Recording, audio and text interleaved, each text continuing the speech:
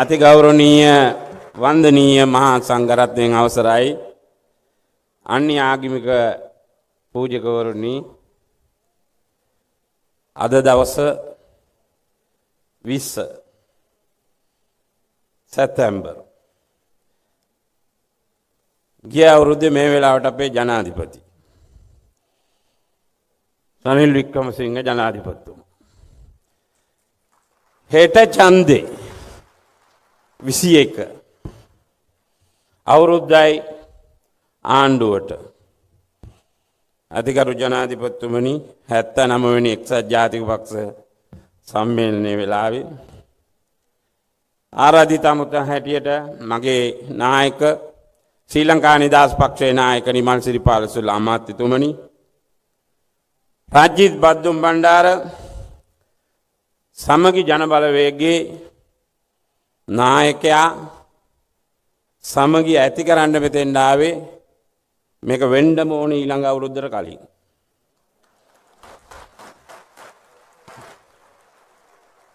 ඒ නිසා එතුමාගෙන් අවසරයි මනෝ ගණේශ නැමැතුමා හිටපු උදේගම්මන්පිල පාඩලි චම්පික කතානායකතුමා පොදු ජන පෙරමුණේ ලේකම්තුමා දයාසිරි ජයසේකර මැතිතුමා ඊයේ පෙරේදා ඇතුලේ ඉඳලා එළියට ආපු මගේ යාළුවා රාජිත ඇමතුමා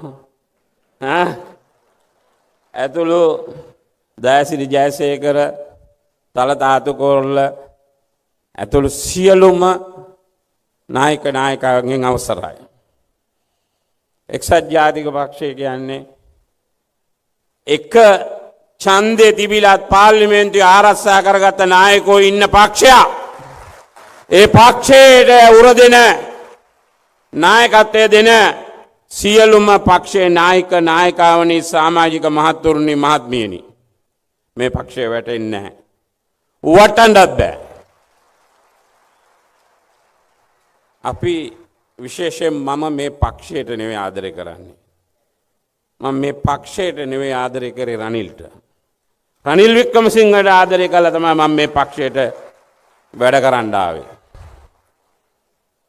මට මතකයි මනෝ දිගා ඉන්නවත් දන්නේ නැහැ මෙතන.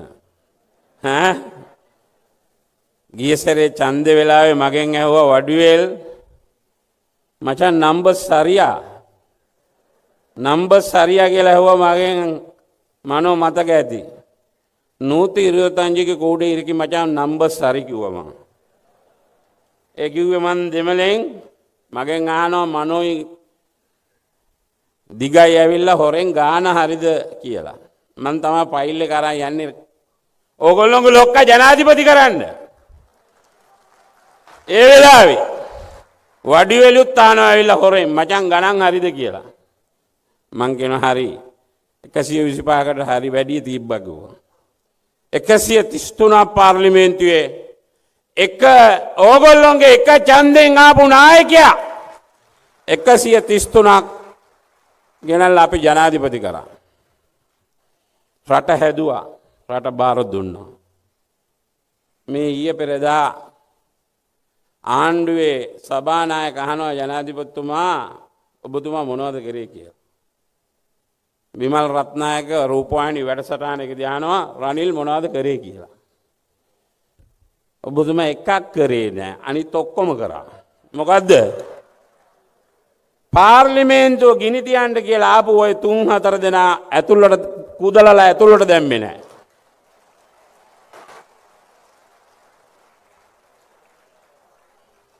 ඕක තමයි ඔබතුමා කරපු නැති දේ. අනිත් ඔක්කොම කරා. තෙල් ගෙනත් දුන්නා, ගෑස් ගෙනත් දුන්නා, ඩොලර් ගෙනාවා, පොහොර ගෙනාවා, වෙඩි බෙහෙත් ගෙනාවා, ගේන්න තිබ්බ හැම එකම ගෙනල්ලා රට තැනකට ගෙනත් දුන්න අරක විතරයි කරේ නැත්තේ. ඔන්න අහපු කතාව. ඒක නිසා මම මේ වෙලාවේ කියන්න ඕන දැන් මෙතන එක්සත් ජාතික පක්ෂ කරපුවා කිව්වොත් එහෙම ලලිත් ඇතුළත් මුදලි ගාම්නි දිසානායකගේ පුතා ඉන්නවා. ඒ කරපු දේවල් කියන්න තියෙනවා වැලක්. අපේ පක්ෂ කරපුවා ශ්‍රී ලංකායකයි පොදු ජන පෙරමුණ ශ්‍රී ලංකායක කියන්නේ අපි ඔක්කොම එකට හිටපු අයනේ. අපි කරපුවත් ගොඩක් තියෙනවා. මහින්ද මහත්තයා යාපෝට් එක හදපු වෙලාවේ කිව්වා අනුර කුමාර ජනාධිපතිතුමා කතාවකට ගුවන් තොටුපළක් හදලා ප්ලේන් එකක් ආවට ඒක නිවුස් එකක්ද? නිවුස් එකක් වෙන්නේ GL පීරිස් ඇමතුමා ගුවන් තොටුපළකට රේල් ස්ටේෂන් එකට ගුවන් යානයක් බෑවනම් ඒක නිවුස් එකක් වෙනවා. දැන් මට තියෙන්නේ අහන්න අද මාධ්‍යයෙන් කොළඹ බස් නැවතුම් පොලේ ප්ලේන් තින්ත ටිකක් ගාන එකත් නිවුස් එකක්ද? ඒක නිවුස් එකක්ද?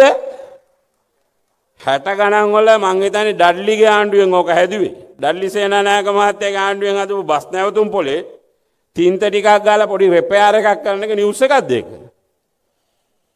ඕක තමයි මේ ආණ්ඩුවේ නිවුස්. අපිට කිව්වේ කොහොමද? ඒකම මහින්ද රාජපක්ෂ මහත්තයයි ගෝඨාභයයි නවත්තපු අධිවේගී මාර්ගයේ දේවානීට පින් සිද්ධ වෙන්නේ මේගොල්ලෝ මුල් ගාලා තිබ්බා. ඇයි අර දේවානි කියලා පරිසර නිලධාරියක් ලෙඩේ ඇදපු ඉඳන් ඕක නැවතුනේ. ඒ වෙලාවේ ලෙඩේට අපේ හාමුදුරුවනේ සම්පූර්ණ බහැලා වැඩ කරේ මේ ආණ්ඩුවේ ඉන්න අය තමයි ගිහිල්ලා විරුද්ධ වුණේ. අද ඒක හදන්න බිලියන 25කට වැඩිය පාඩුවක් වෙලා තිනවා. නැවත පටන් ගන්නකොට මේ ආණ්ඩුව ඒකට වග කියන්න ඕනේ පාඩුව. නැත්නම් ඒක දේවානිගෙන් අපි අය කරගන්නද? ඒ පාඩුව කොහෙන්ද අය කරගන්නේ අපි? අන්න එහෙම ආණ්ඩුවක් තමයි මේ ආණ්ඩුව. ඒක නිසා මම කියන්නේ අපි ආණ්ඩුවට ඇතුළෙත් ගහනවා එළියෙදිත් පහර එල්ල කරනවා අපි අපේ වැඩේ කරනවා. දැන් කරන්න තියෙන්නේ මං එදා පාර්ලිමේන්තුවේදී කිව්වා අපිටයි පොදු ජන පෙරමුණටයි ඔක්කොටම තියෙන්නේ 65යි. ඕගොල්ලොන්ට රංජිත් මහත්තයාටයි සජිත් මහත්තයාටයි ඕගොල්ලෝ ඔක්කොම එකතු වුණොත් නිකම්ම 65ක් තියෙනවා.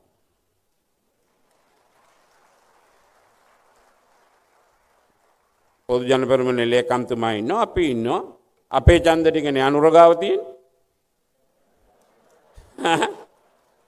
අපේ ඡන්ද ටික තමයි අනුරගාව තියෙන්නේ. එතකොට මම ඇහුවා බිමල් රත්නායකගෙන් එදා මම විතරනේ ඡන්දෙ දුන්නේ අර ජනාධිපති වරප්‍රසාද කප්පාදුවට. මම කිව්වා මෝඩ වැඩ කරන්න එපා. ඕගොල්ලෝගේ ඡන්ද තමයි මහින්ද රාජපක්ෂගේ ඡන්ද තමයි ඔයාලා ගාව තියෙන්නේ. මහින්ද රාජපක්ෂගේ වරප්‍රසාද කප්පාදු කරනවා කියන්නේ ඒ ඡන්ද තමයි ඕගොල්ලෝගෙන් ගැලවෙන්නේ. 65යි අපි ගාව තියෙන්නේ. දැන් මෙතන උදේ ගම්මන්පිලකත් මහත්තයා කතා කරලා කිව්වා වගේ අපි ඕන්නේ නැහැ පොදු ජන පෙරමුණේ ලේකම්තුමා මේගොල්ලොන්ට. මේගොල්ලොන්ගේ බස් එක ලෝඩ් වෙනවා නිකම්ම. ඔක්කොම ටික දාගත්තම මේ දෙගොල්ලෝ එකතු වුණාම මේ දෙගොල්ලෝ එකතු වුණාම බස් එක ලෝඩ්. ඇයි මේකේ නගිනවා මෙයා කවුද? දිගම්බරන් නගිනවා. තොණ්ඩමන් නගිනවා. ඊට පස්සේ මනෝ ගණේසන් නගිනවා. හකීම් නගිනවා. මේ බස් එකට ඔක්කොම නැග්ගාම පස්සේ අපි කොහෙද නගින්නේ? අපි කොහෙද නගින්නේ එතකොට? එතකොට මටයි නිමල් සිරිපාලටයි ෆුට්බෝඩ් එකේවත් නගින්න වෙන්නේ. මටයි නිමල් සිරිපාල හැමතුමාටයි හාමුදුරනේ ෆුට්බෝඩ් එකේවත් නගින්න වෙන්නේ. මේක තේරුම් ගන්නට. මේක තමයි සිංහල ගණිත ක්‍රමේ ලේසිම ගණන් හැදිල්ල. මීට වැඩිය ගණන් හැදිල්ලක් නැහැ. දැන් බලන්න ගිය සැරේ ඡන්දේ අනුර 54යි. සජිත් 44යි. අපේ නායකයා 22යි. එතන 66යි එතන. ඉතින් එතනම වැඩිනේ. ඒ නිසා මේක එකතු කරගෙන මේ වැඩේ යන්න. හැබැයි අපිට නම් කතා කරන්න එපා එකතු නොවි කවුරුත් දෙපැත්තෙම. ඒකත් කියන්න ඕන.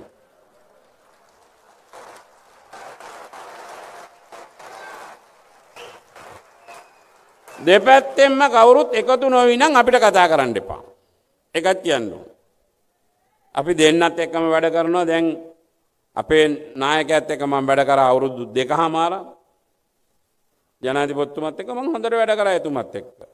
මම අදත් ගරු කරනවා හෙටත් ගරු කරනවා. එතුමා බන්ධනාගාරයට ගිහිලා රෑ 12 වෙනකම් එල්ලි වෙනකම් බන්ධනාගාරේ ඉස්සරහා හිටගෙන හිටියා මම. ඒ තරම් මම ගරු කරන නායකයෙක්. ඒ වගේම සජිත් ප්‍රේමදාසටත් මම සලකනවා. දැන් විපක්ෂයේ හිටියත් අපිත් එක්ක හොඳයි. බොහොම හොඳට ගනුදෙනු කරනවා. හැබැයි ඒක එකතු නොවි ඔය දේ කරන්න බෑ. ඒක තේරුම් ගන්න. සමම් මීට වැඩි වෙල්වට අරන් කියන්න ආවේ නෑ. ජාතික දේශපාලනේ අරව මෙව අනම්බනම් වැඩක් නෑ. ඈ වඩිවෙල් ඉප්ප නල්ලමා ඒ නිසා වැඩි වල්ලට අරන් ඕනේ සරලම කිව්වේ ඒකයි. ජී.එල්. පීරිස් මහත්තයාත් ඉන්නවා පැත්තකින්. ජී.එල්. පීරිස් මහත්තයාත් ඔය ඉඳලා මොනවා හරි අටවන්න තමයි ඔය දඟලන්නේ. මම දන්නවා. ඉඳලා මොකක් හරි එකක් අටවලා දෙයි ගේම. ඒ නිසා වැඩකාරෝ ටික මෙතන ඉන්නේ රාජිත ඇමතුමාලා ඕන වැඩක් කරන්න පුළුවන් මිනිස්සු ටික ඉන්නේ මෙතන. ඒ නිසා මම මේක කියනවා මෙතන ඉන්නේ කට්ටිය එකතු කරලා මේ වැඩේ කරන්න පුළුවන් එකම නායකයා රනිල් වික්‍රමසිංහ මහත්තයා විතරයි. එයා නැතුව ඒ නායකයා නැතුව අපිට විශ්වාසයක් නැහැ මේක එකතු කරලා යන්න. මනෝගණසෙන්ගේ කතාවෙත් ඒක තමයි කියුනේ. හැම කෙනාගේම කතාවේ කියුනේ ඒක. එතෙන්ද වැඩ කරමු. මේ ආණ්ඩුව එච්චර කල් යන්නේ ගමන යන්න දන්නේ. අතට දීපු බත් ටික කටට දාගන්න බෑ. ඒකයි වෙලා තියෙන්නේ. අතට දීපු බත් ටික කටට දාගන්න දන්නේ නැති වැඩක් තියෙන්නේ අපේ හාමුදුරන්. ඒ නිසා එකක් මතක් කරනවා චණ්ඩිය කීය පෙරේදා ටෝක් එකක් දෙනවා. අර රංජන් ජයලාල් කියලා එකෙක් කොහොඳ චණ්ඩියෙක්ලු දැන්. බලාගන්න කිව්වා 89 වෙච්ච ඒවා ගෙදරට එනවා ළමයි ප්‍රවේශම් කරගන්න. ඊට වැඩිය චණ්ඩි තමයි රනිල් වික්‍රමසිංහ. 89 අවුනා නම් ඕගොල්ලෝ ඉවරයි. ඊට වැඩිය චණ්ඩියක් තමයි රනිල්. නැද්ද? ඊට වැඩිය චණ්ඩියක් තමයි ඒ දවස්වල මට මොනරාගල යන්න බෑ. රංජිත් මද්දුම් බණ්ඩාර. ඒ වගේ චණ්ඩි ගොඩක් ඉන්නවා මේ පැත්තේ. නේද? ඔයිට වැඩිය චණ්ඩි හිටියා මේ රටේ. ගෝඨාභය ඔයිට වැඩිය චණ්ඩියෙක්. මහින්ද රාජපක්ෂ ඊට වැඩිය චණ්ඩියෙක්. එහෙම චණ්ඩි හිටියා. එයා රංජන් ජයලාල් හිතා ඉන්නේ ඌ චණ්ඩියෙක් කියලා. එහෙවට නම් එන්න ලෑස්ති වෙන්න එපා මල්ලි. උඹ කඩුවෙල නගරාධිපති වෙයන්.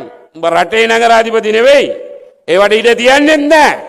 ඒවට බයක් නැහැ මේ චාමර සම්පත්ලා.